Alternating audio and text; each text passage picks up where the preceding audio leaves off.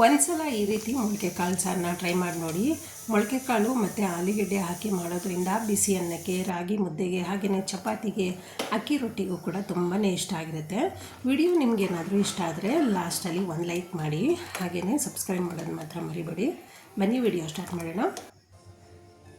ಮೊದಲಿಗೆ ನಾನಿಲ್ಲಿ ಒಂದು ಚಿಕ್ಕ ಬಾಣಲಿನ ಸ್ಟವ್ ಮೇಲೆ ಇಟ್ಕೊಂಡು ಅರ್ಧ ಸ್ಪೂನಷ್ಟು ಎಣ್ಣೆನ ಹಾಕ್ಕೊಂಡಿದ್ದೀನಿ. ಇದಕ್ಕೆ 2 ಸ್ಪೂನ್ನಷ್ಟು ಧನಿಯಾ ಕಾಳನ್ನ ಹಾಕೋತಾ ಇದ್ದೀನಿ. ಜೊತೆಗೆ ಒಣಮೆಣ್ಸಿಕಾಯಿ ಕೂಡ ಹಾಕ್ಕೊಂಡಿದ್ದೀನಿ, 5ರಿಂದ 6. ನಿಮಗೆ ಕ್ವಾಂಟಿಟಿ ಏನಾದರೂ ಜಾಸ್ತಿ ಮಾಡ್ಕೊತೀರಾ ಸಾಂಬಾರನ್ನ ಅಂದರೆ ಇನ್ನೂ ಸ್ವಲ್ಪ ಹೆಚ್ಚಿಗೆ ಧನಿಯಾ ಮತ್ತು ಒಣಮೆಣ್ಸಿಕಾಯಿ ಎರಡನ್ನೂ ತೊಗೊಳ್ಳಿ. ಸ್ವಲ್ಪ ಬಣ್ಣ ಚೇಂಜ್ ಆಗೋ ತನಕ ಹುರ್ಕೊಬೇಕಾಗುತ್ತೆ. ತೀರಾ ಜಾಸ್ತಿ ಸಿಯೋದಕ್ಕೆ ಬಿಡಬೇಡಿ, ಸ್ವಲ್ಪನೇ ಬಣ್ಣ ಬದಲಾದರೆ ಸಾಕು. ಈಗ ಸ್ಟವ್ನ ಆಫ್ ಮಾಡ್ಕೊಂಡಿದ್ದೀನಿ. ತಣ್ಣಗಾದಮೇಲೆ ಧನಿಯಾ ಮತ್ತು ಒಣಮೆಣ್ಸಿಕಾಯಿನ ಜಾರ್ಗೆ ಹಾಕ್ಕೊತಾ ಇದ್ದೀನಿ.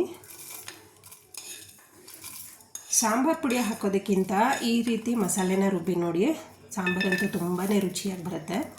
ಇವಾಗ ಅದೇ ಬಾಣಲಿಗೆ ಒಂದು ಚಿಕ್ಕ ಬೆಳ್ಳುಳ್ಳಿ ಕೂಡ ಹಾಕ್ಕೊಂಡಿದ್ದೀನಿ. ಜೊತೆಗೆ 2 ಈರುಳ್ಳಿನ ಕೂಡ ಕಟ್ ಮಾಡಿ ಹಾಕ್ಕೊತಾ ಇದ್ದೀನಿ.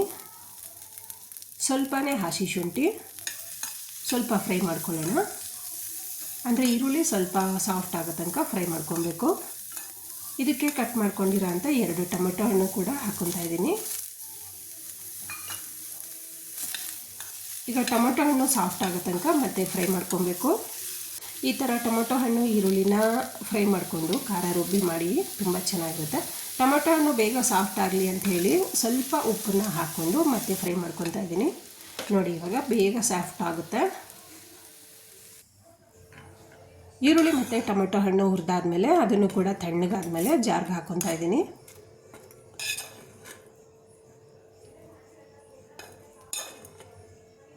ಎಲ್ಲನೂ ಜಾರ್ಗೆ ಹಾಕ್ಕೊಂಡಾದ್ಮೇಲೆ ಸ್ವಲ್ಪನೇ ಕೊತ್ತಂಬರಿ ಹಾಕ್ಕೊಂಡಿದ್ದೀನಿ. ಜೊತೆಗೆ 2 ಸ್ಪೂನಷ್ಟು ಮಾತ್ರ ಕಾಯಿ ತುರಿನ ಹಾಕ್ಕೊಂಡಿದ್ದೀನಿ. ಸ್ವಲ್ಪ ನೀರನ್ನ ಹಾಕ್ಕೊಂಡು ನುಣ್ಣಗೆ ರುಬ್ಕೊತಾ ಬರಬೇಕು. ಇಲ್ಲಿ ನಾನು ಯಾವುದೇ ಚಕ್ಕೆ ಲವಂಗ ಕೂಡ ಯೂಸ್ ಮಾಡ್ತಿಲ್ಲ, ನುಣ್ಣಗೆ ರುಬ್ಬಿದ್ದಾಗಿದೆ. ವಾವ್, ನೋಡಿ ಕಲ್ಲರು ಕೂಡ ತುಂಬ ಚೆನ್ನಾಗಿ ಬಂದಿದೆ. ನುಣ್ಣಗೂ ಕೂಡ ರೆಡಿಯಾಗಿದೆ. ಬಿಸಿ ಬಿಸಿ ಮುದ್ದೆಗಂತೂ ಕೆಲವೊಬ್ಬರು ತೆಳ್ಳಗೆ ಮಾಡ್ತಾರಲ್ವ, ಆ ಮುದ್ದೆಗಂತೂ ತುಂಬಾ ಚೆನ್ನಾಗಿರುತ್ತೆ. ನೀವು ಒಂದು ಸಲ ಟ್ರೈ ಮಾಡಿ. ಈಗ ಕುಕ್ಕರ್ನ ಸ್ಟವ್ ಮೇಲಿಟ್ಟು 2 ಸ್ಪೂನಷ್ಟು ಎಣ್ಣೆನ ಹಾಕ್ಕೊತಾ ಇದ್ದೀನಿ.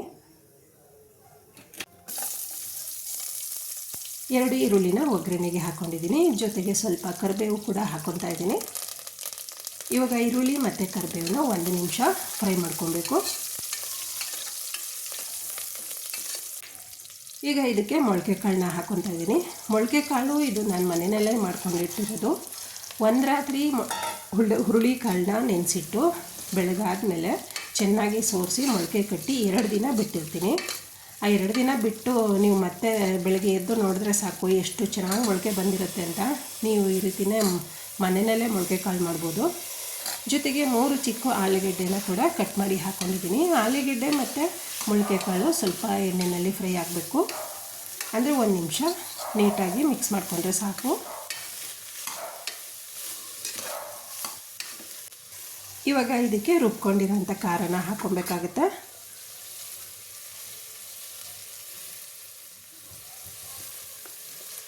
ಖಾರನ ಹಾಕ್ಕೊಂಡಾದ್ಮೇಲೆ ಜಾರಿಗೆ ಸ್ವಲ್ಪ ನೀರು ಹಾಕ್ಕೊಂಡು ಅದನ್ನು ಕೂಡ ಮಿಕ್ಸ್ ಮಾಡ್ಕೊಬೇಕು. ಲಾಸ್ಟಲ್ಲಿ ಒಂದು ಟಿಪ್ಸ್ ಹೇಳ್ತೀನಿ. ಸಾಂಬಾರಂತೂ ತುಂಬ ರುಚಿಯಾಗಿ ಬರೋದಕ್ಕೆ ಏನು ಮಾಡಬೇಕು ಅಂಥೇಳಿ ವಿಡಿಯೋನ ಸ್ಕಿಪ್ ಮಾಡ್ತೀರಾ ನೋಡಿ.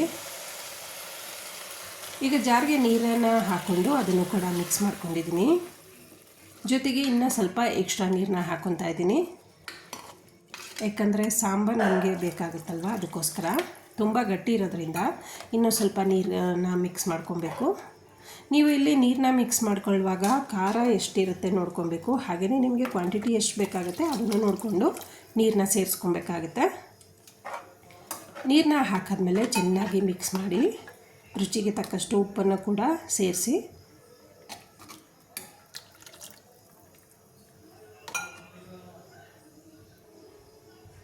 ಉಪ್ಪನ್ನು ಹಾಕಾದ್ಮೇಲೆ ಮತ್ತೆ ನೀಟಾಗಿ ಮಿಕ್ಸ್ ಮಾಡಿ 1 ವಿಷಲ್ ಬರಲಿಕ್ಕೆ ಬಿಟ್ಟರೆ ಸಾಕು.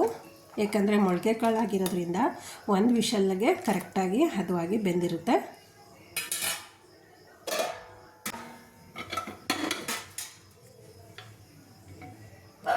ಈಗ ವಿಷಲ್ಲು ಓಪನ್ ಮಾಡಿ ತೋರಿಸ್ತಾ ಇದ್ದೀನಿ. ಪೂರ್ತಿಯಾಗಿ ತಣ್ಣಗಾಗಿದೆ.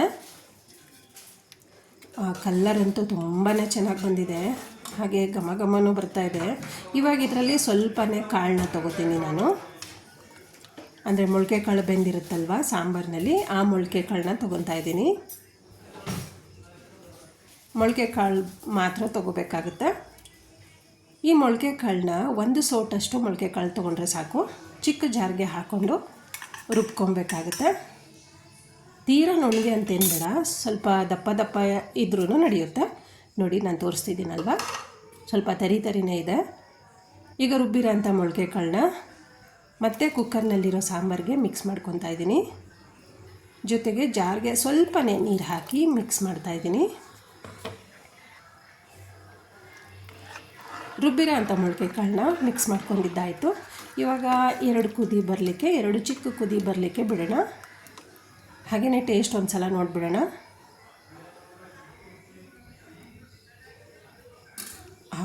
ಸ್ವಲ್ಪ ಸಪ್ಪೆ ಅನ್ನಿಸ್ತಿದೆ, ಹಾಗಾಗಿ ಇನ್ನೊಂದು ಸ್ವಲ್ಪ ಉಪ್ಪನ್ನ ಹಾಕಿ ಮಿಕ್ಸ್ ಮಾಡ್ಕೊತಾ ಇದ್ದೀನಿ. ಮಿಕ್ಸ್ ಆದಮೇಲೆ ಮತ್ತೆ ಕುದಿ ಬರಲಿಕ್ಕೆ ಬಿಡಬೇಕು. ಚಿಕ್ಕದಾಗಿ 2 ಕುದಿ ಬಂದರೆ ಸಾಕು, ಅಂದರೆ ಸಿಮ್ನಲ್ಲಿಟ್ಟು ಬೇಯಿಸ್ಕೊಳ್ಳಿ, ಸಾಕಾಗುತ್ತೆ. ನೋಡಿ ಕುದಿ ಬರ್ತಾಯಿದೆ.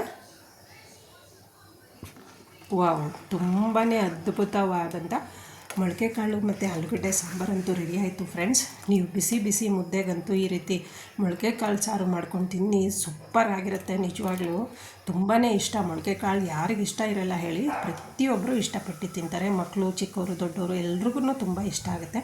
ಹಾಗೆಯೇ ಇವತ್ತಿನ ವಿಡಿಯೋ ನಿಮಗಂತೂ ಇಷ್ಟ ಆಗಿದರೆ ಲೈಕ್ ಮಾಡಿ, ಶೇರ್ ಮಾಡಿ, ಸಬ್ಸ್ಕ್ರೈಬ್ ಮಾಡಿ. ಮತ್ತೆ ಮುಂದಿನ ವಿಡಿಯೋದಲ್ಲಿ ಸಿಕ್ಕೋಣ. Thank you.